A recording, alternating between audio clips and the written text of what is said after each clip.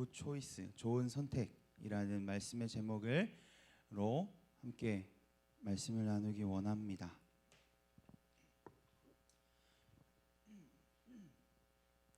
여러분, 2015년에 개봉했던 암살이라고 하는 영화가 있습니다. 암살은 일제강점기 시절 조선의 총독이었던 우가키 가즈시게라고 하는 사람의 암살 작전을 모티브로 한 영화입니다. 암살은 당시 많은 이들의 사랑을 받았습니다. 여기서 본 사람들 있나요? 몇 명 있네요. 무려 1270만 명이라고 하는 놀라운 관객을 동원한 영화였습니다. 그 영화 중에 이정재 배우가 연기했던 염석진이라고 하는 인물이 있습니다. 그는 극 중에 독립투사로 활동했던 인물이었습니다. 하지만 그는 결국 밀정이 되고 맙니다. 영화 보면 다 나오는 내용이니까 스포 아니에요. 그리고 영화의 후반부 다음과 같은 장면이 나옵니다. 함께 독립운동을 했던 전지현이 연기했던 안호균이라고 하는 인물이 염석진에게 묻습니다. 왜 동지를 팔았나? 염석진이 대답합니다. 몰랐으니까. 해방될 줄 몰랐으니까. 알면 그랬겠나? 이렇게 이야기하죠. 염석진은 일본이라고 하는 그 강대국이 쓰러지지 않을 것이라고 생각했음을 우리는 이 장면을 통해서 알 수 있습니다. 오늘 본문의 이스라엘도 마치 일제강점기에 우리나라와 비슷한 상황에 처하게 됩니다. 하나님의 말씀대로 바벨론이 유다를 침공합니다. 그리고 절대 무너지지 않을 것 같았던 성전이 무너지지요. 그리고 왕과 백성들은 바벨론으로 사로잡혀 갔습니다. 바로 하나님의 말씀의 엄중함이 증명된 순간이었습니다. 그런 그들에게 하나님께서는 환상을 통해 자신의 선지자 오늘의 예레미야에게 말씀하십니다. 그것은 어떤 환상이었을까요? 오늘의 본문 3절에 잘 나와 있죠. 여호와께서 내게 이르시되 예레미야야 내가 무엇을 보느냐 하시매 내가 대답하되 무화과 이온데 그 좋은 무화과는 극히 좋고 그 나쁜 것은 아주 나빠서 먹을 수 없게 나쁘니이다 하니. 예레미야는 대답합니다. 두 무화과가 있다고 말이죠. 한 무화과는 매우 좋은 무화과이고 다른 한 무화과는 아주 나쁜 무화과를 보게 됩니다. 그렇다면 이 무화과는 무엇을 의미하는 것일까요? 이것을 알기 위해서는 당시 배경을 조금 이해할 필요가 있습니다. 주전 BC 597년에 이스라엘 유다 왕국의 왕인 여호야긴이 바벨론 포로로 끌려간 후 이스라엘은 두 통치기구가 존재하게 됩니다. 하나는 바벨론에 있는 여호야긴을 주축으로 하는 포로로 끌려간 사람들이었고 다른 하나는 이스라엘에 여전히 남아있는 여호야긴을 대신해 왕으로 세워진 시드기야를 중심으로 하는 남아있는 자들이었습니다. 이 두 집단을 환상을 통해서 하나님께서는 무화과로 비유하신 것입니다. 그렇다면 이 두 집단 중에 좋은 무화과는 어떤 집단이고 어떤 집단이 또 나쁜 무화과일까요? 그것은 5절에서 또한 분명하게 나와 있습니다. 이스라엘의 하나님 여호와께서 이와 같이 말씀하시니라. 내가 이곳에서 옮겨 갈대아인의 땅에 이르게 한 유다 포로를 이 좋은 무화과 같이 잘 돌볼 것이라. 무엇이라고 말씀하십니까? 누가 좋은 무화과라고 말씀하세요? 갈대아인의 땅, 바벨론의 땅으로 끌려간 유다 포로들이 그 유다 포로들을 좋은 무화과 같이 돌보신다고 분명하게 말씀하고 계십니다. 즉 좋은 무화과는 유다 포로들을 말씀하는 것이죠. 그럼 나쁜 무화과는 당연히 누구를 이야기하는 것이겠어요? 8절을 봅시다.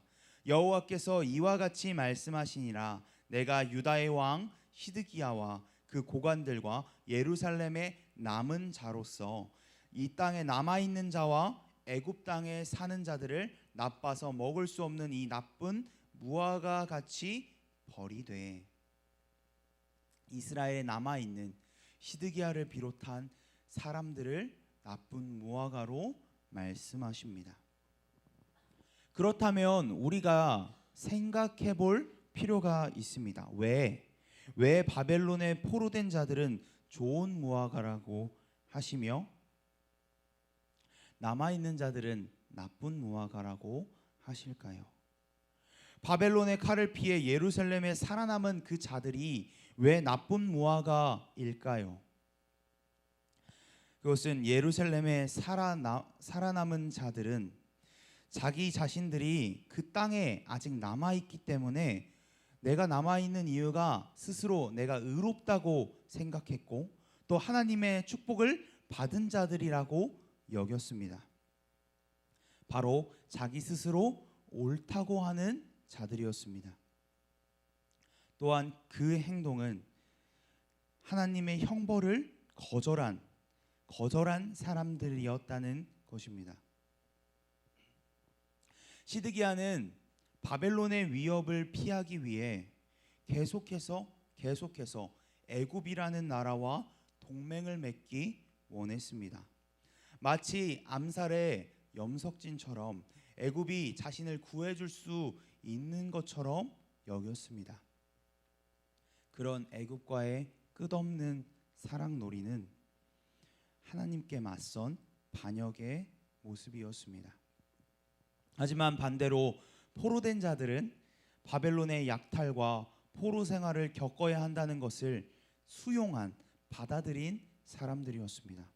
다시 말해 자신들이 지은 죄에 대한 징계를 마땅한 것으로 여기고 순순히 받아들인 사람들이었습니다.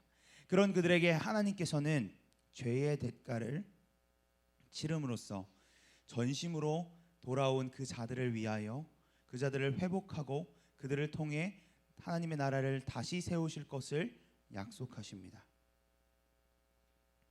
그런데 이것은 굉장한 믿음이었음을 우리는 당시 바벨론의 왕 느부갓네살이 어떤 사람이었는지를 보면 알 수 있습니다.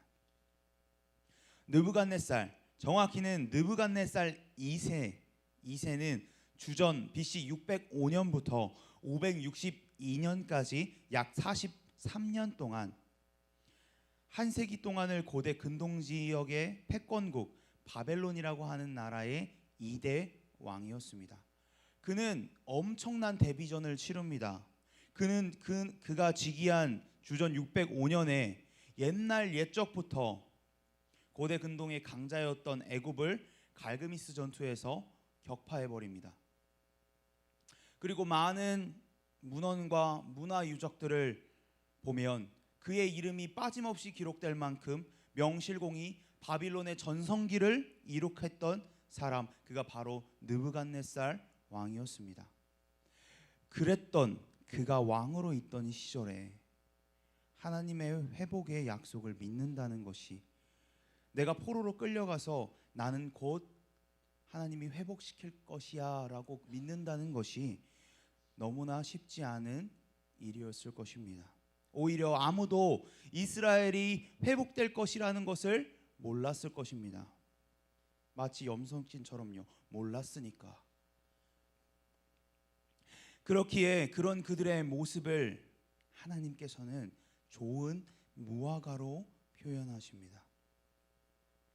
하지만 반대로 이스라엘에 여전히 남아 계속 자신이 특별하다고 여기며 애굽과의 사랑 노름을 하는 시드기야를 비롯한 그들에게는 나쁜 무화과라고 오늘 말씀에서 이야기하시는 것이죠. 이 나쁜 무화과, 여기서 나쁜이라고 하는 단어를 더 자세하게 번역하면요, 나빠서 먹을 수 없는 상태, 상태의 무화과를 이야기하는 것입니다. 여러분, 음식이 먹을 수 없다는 것, 그것은 무슨 의미가 있을까요? 바로 최악의 상태를 가리키는 것입니다. 사랑하는 고등부 여러분, 오늘의 본문을 우리의 삶에서 어떻게 우리에게 적용해 볼 수 있을까요? 먼저는 지금 우리의 삶을 한번 돌아봅시다. 우리는 어떻습니까? 좋은 무화과입니까? 아니면 나쁜 무화과입니까? 여러분, 분명하게 말씀드리자면 우리 모두가 죄인이라는 사실을 여러분 기억하시기를 바랍니다. 이곳에 있는 우리 모두가 오늘 하루도 죄를 짓지 않고 살아가는 사람은 아무도 없습니다. 그렇기에 부족한 내가 죄악된 실수를 반복하는 그 중에 그것을 뉘우치는 고백을 하나님 앞에 아뢰어야 합니다. 나의 죄인됨을 고백하고 예수 그리스도를 닮아 살아가려는 마음이 우리 안에서 넘쳐나야 합니다. 사랑하는 고등부 여러분, 예수님께서는 3일 만에 죽으시고 부활하셨습니다. 부활은 언제 있었습니까?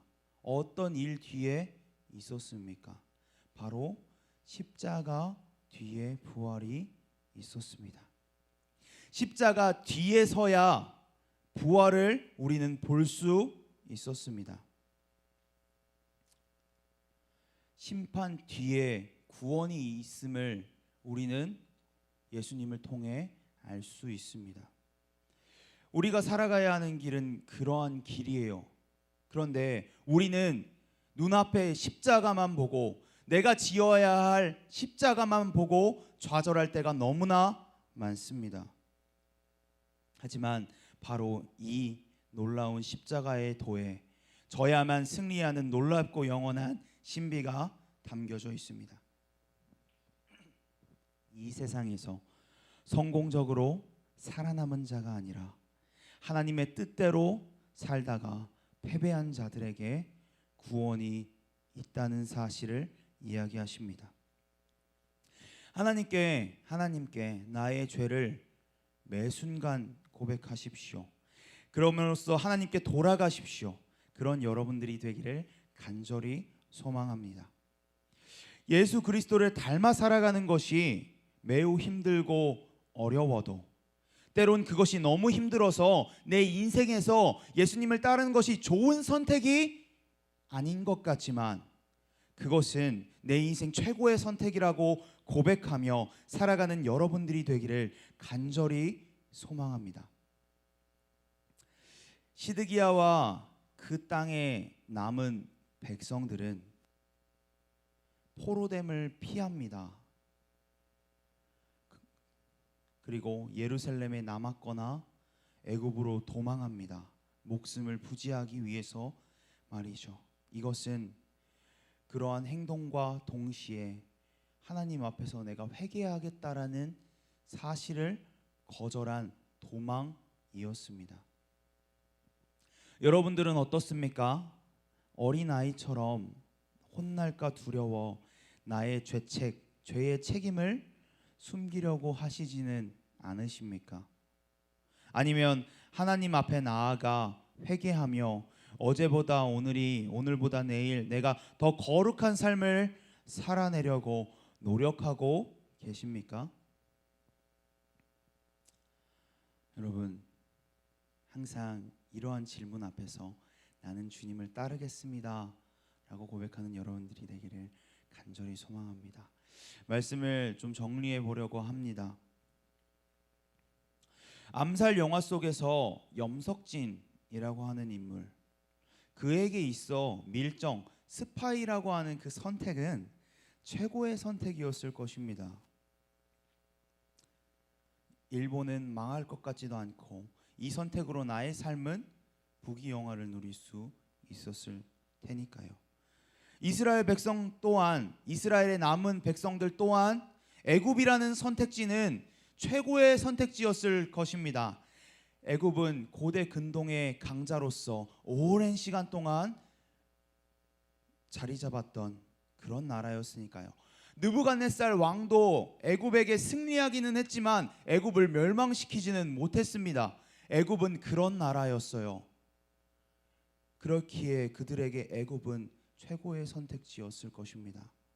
하지만 포로로 끌려간 그들이 하나님의 약속을 기대하는 것, 우리의 회복을 기대하는 것은 세상의 시선에서는 최고의 선택지가 아니었을 것입니다. 전혀 좋은 선택지가 아니었을 것입니다. 하지만 사랑하는 고등부 여러분, 오늘 하루도 여러분들이 그리스도인으로서 나의 삶이 십자가를 지고 가는 것처럼 매우 힘겹고 버겁겠지만 그 선택이 인생에 있어서 가장 좋은 선택이라고 고백하는 여러분들이 되기를 간절히 소망합니다. 고린도전서 1장 18절에서 바울은 이렇게 얘기합니다. 십자가의 도가 멸망하는 자들에게는 미련한 것이요 구원받는 우리에게는 하나님의 능력이라. 아멘. 오늘도 내일도 계속해서 하나님의 말씀을 사모하기를 간절히 소원합니다. 죄악과 싸우며 내 안의 죄성과 싸우며 작은 예수로 이 땅 가운데 살아가기를 간절히 소망합니다. 그때 예수 그리스도를 닮아 살아가기를 힘쓰는 매 순간순간마다 그러기를 힘쓰는 여러분들이 좋은 선택을 하는 여러분들이 되기를 간절히 소원합니다.